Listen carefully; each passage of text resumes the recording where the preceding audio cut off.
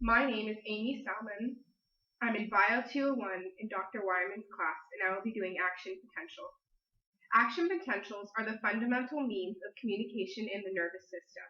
It's when a stimulus passes through a neuron and transmits a nerve signal. I'll be explaining action potential using a graph and the membrane. Action potential happens in four main steps. The first is the resting potential. Next is depolarization, where sodium channels open. Repolarization, where potassium channels open. And the resting potential, where sodium-potassium pump opens. The first is the resting potential, or the resting phase. The membrane potential is at -70. The second phase is known as depolarization, which is a quick burst of energy that passes the threshold potential at -55 and hits a point of 30 millivolts.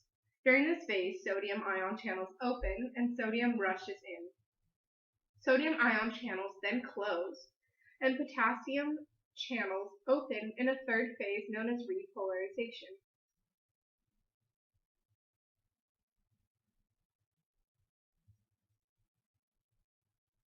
The membrane potential drops into hyperpolarization or overshoot and passes the threshold potential because of the excessive amount of potassium ions.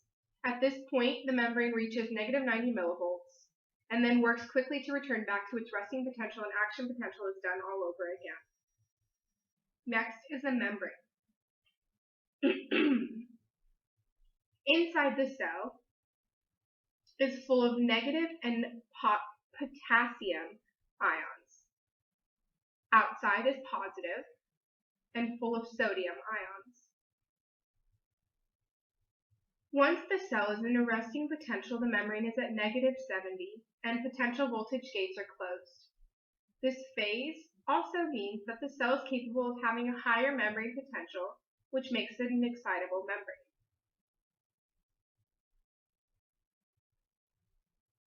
When a ligand binds to a sodium ion channel, sodium rushes in, and this causes an influx of sodium ions in the cell. This is known as an absolute refractory period, or depolarization. The influx stays until membrane permeability is reached. The sodium channels are known as activation gates, and the potassium are known as inactivation gates. During repolarization, potassium channels open and sodium channels close.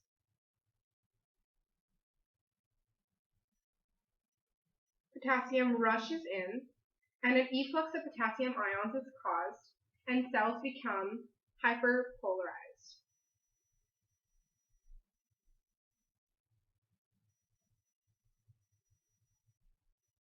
In an attempt to reach the resting phase, a sodium-potassium pump opens.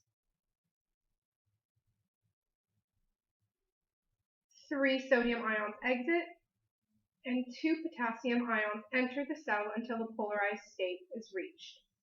Once that state is reached, action potential happens all over again.